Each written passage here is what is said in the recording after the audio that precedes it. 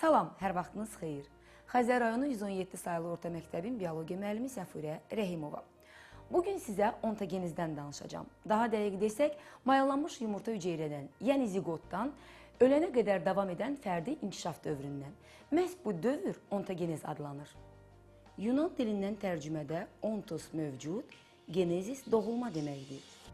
Çoxhüceyrəli heyvanların böyük qismində inkişaf bir hüceyrəli ziqotdan başlayır. Ziqot həm hüceyrə, həm də ilkin inkişaf mərhələsində olan orqanizm hesab olunur. Çoxsaylı bölünmələr nəticəsində o, çoxhüceyrəli orqanizmə çevrilir. Orqanizmin ontogenezi qocalıq və bioloji ölümlə başa çatır. Çoxhüceyrəli orqanizmlərin ontogenezini iki dövrə bölürlər: embrional və postembrional dövrlər.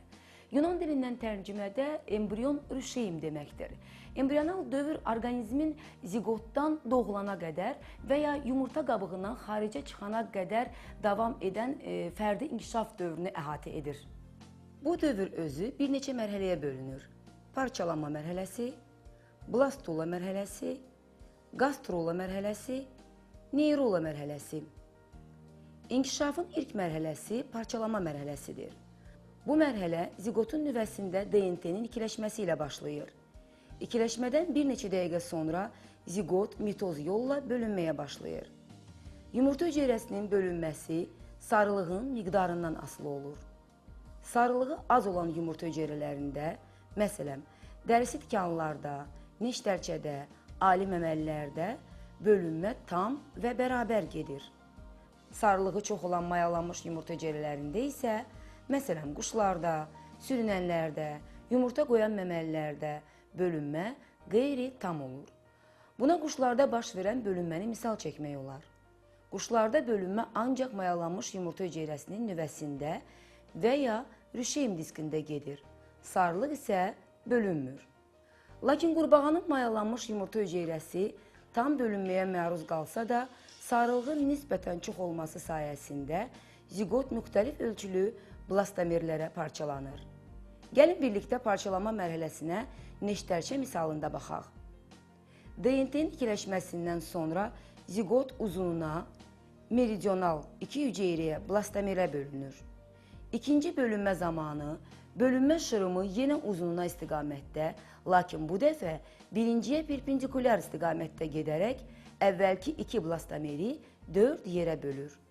Növbəti dövrlərdə eninə və uzununa bölünmələr bir-biri ilə ardıcıl olaraq növbələşir. Nəticədə 16, 32, 64, 128 və sair sayda blastomerlər yaranır. Blastomerlər əsl hüceyrələrdən fərqlənir.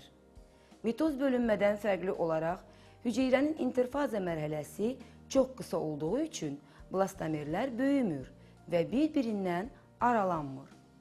Bölünmələrin miqdarı artdıqca blastomerlərin ölçüsü kiçilir. Bölünmə mərhələsi kürəşəkilli blastulanın əmələ gəlməsi ilə sona çatır. Amma qeyd etməliyəm ki, hüceyrənin bölünməsi artdıqca blastulanın ölçüləri ziqotun ölçüləri ilə eyni olur. Blastula mərhələsi. Blastomerlər çoxaldıqca onun daxilində əvvəl kiçik boşluqlar yaranmağa başlayır. Sonra bu boşluğun bölünməsi nəticəsində blastomerlər bir qatda düzülür. Onlar blastulanı əmələ gətirir. Blastulanın daxilində boşluq yaranır. Bu boşluq blastosel adlanır. Bu mərhələdə hüceyrənin bölünməsi davam edir. Gastrola mərhələsi. Bir qatlı hüceyrələrdən ibarət blastula bir tərəfdən daxilə doğru çökməyə başlayır. Belə çökmə nəticəsində rüşeymdə iki hüceyrə qatı yaranır. Bu mərhələ gastrola adlanır. Yunan dilindən tərcümədə gaster mədə deməkdir. Rüşeymin xarici hüceyrələr qatı ektoderma, daxili qatı isə endoderma adlanır. Endoderma daxildə iki bağırsaq boşluğunu əhatə edir. Bağırsaq boşluğu öz növbəsində xarici mühitlə ilk ağızla əlaqələnir. Süngərlər və bağırsaq boşluqlardan başqa bütün çoxhüceyrəli heyvanlarda sonraki inkişaf mərhələsində üçüncü rüşeym qatı mezoderma əmələ gəlir. Yalnız bundan sonra toxuma və orqanlar formalaşmağa başlayır. Onurğalı heyvanlarda bunun ilk mərhələsi neyrula ilə başlayır. Neyrula mərhələsi. Bu mərhələdə ilk bağırsağın bel hissəsindən xorda ayrılır. Xorda özündən xüsusi maddələr ifraz edərək rüşeymin bel hissəsində ektodermanı nov şəklində içəri çöktürməyə başlayır. Onun yuxarı kənarları yaxınlaşaraq boru şəklini alır. Boru ektodermanın altına girərək onurğa beyininin başlanğıcını əmələ gətirir.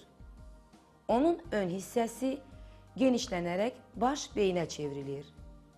Baş beynin kənarlarında gözün qədəhə bənzər rüşeyimləri içəri çökmə yolu ilə digər hiss orqanları yaranır. İlk bağırsağın xordaya yaxın hissəsindən mezodermanın cip şəkilli rüşeyimi əmələ gəlir. Mezoderma inkişaf edərək üçüncü rüşeyim qatını yaradır. Onun daxili boşluğundan ikinci bədən boşluğu və ya selom əmələ gəlir. Mezoderma və xorda ayrıldıqdan sonra qalan hissə bağırsağa və onunla əlaqədar yaranan orqanlara başlanğıc verir. Orqanizmin orqan və toxumaları ayrı-ayrı rüşeyin vərəqələrindən inkişaf edir. Ektodermadan sinir sistemi, hiss orqanları, dəri epitelisi, dəri vəziləri, ağız suyu vəziləri, həzm borusunun girəcəkləri, dişin minaqatı, endodermadan isə ağciyərlər, üzmə qovuğu, həzm borusunun daxili divarı, həzm vəziləri, xorda, mezodermadan isə bağırsağın orta və xarici qatı, skelet, qan və limfa damarları, dişin dentin qatı, əzələ, ifrazat, cinsiyyət sistemi orqanları və s. inkişaf edir. Əgər unutmamısınızsa, dərsin əvvəlində sizə ontogenezin şərti olaraq iki dövrə bölündüyünü demişdik. Embrional dövr haqqında artıq məlumatlısınız. Postembrional dövrdən danışacağıq. Orqanizmin doğulandan və ya yumurta qabığından çıxandan ölənə qədər olan fərdi inkişaf dövrü postembrional dövrdür. Postembrional dövr iki yolla inkişaf edir. Düzünə və dolayı. Düzünə inkişaf zamanı dünyaya gələn orqanizm yaşlı fərdə oxşuyur.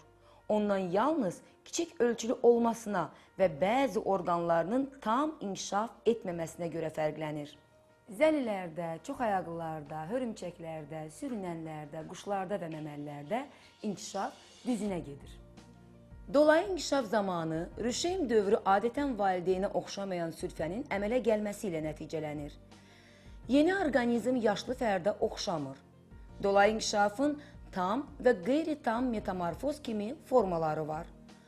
Tam metamorfoza iki qanadlılar, pulcuq qanadlılar, sərt qanadlılar və s. kimi inkişafı tam çevrilmə ilə gedən həşəratlarda, mollusklarda, bağırsaq boşluqlarda, süngərlərdə, onurğalılardan suda quruda yaşayanlarda rast gəlinir.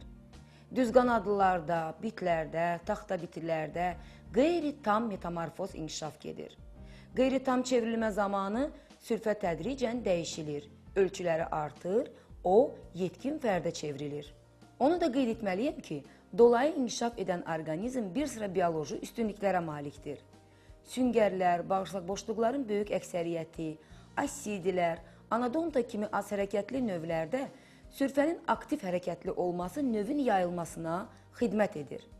May böcəyi və digər cücülərdə, qurbağalarda sürfə ilə yetkin fərd arasında qida uğrunda rəqabəti azaldır. Beləcə biz sizinlə ontogenez və onun embrional və postembrional dövrləri ilə tanış olduq. Növbəti dərslərdə daha maraqlı məlumatlarla sizinlə bölüşmək ümidi ilə sağ olun, salamat qalın.